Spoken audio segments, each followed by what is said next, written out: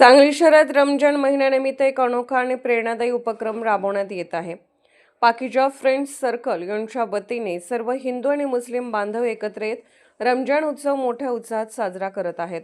यावर्षी विशेष आकर्षण म्हणजे आकर्षक लाइटिंग, डिझाईन, सुंदर डेकोरेशन आणि विविध प्रकारचे कोरिओग्राफिक्स सादर करण्यात आले आहेत.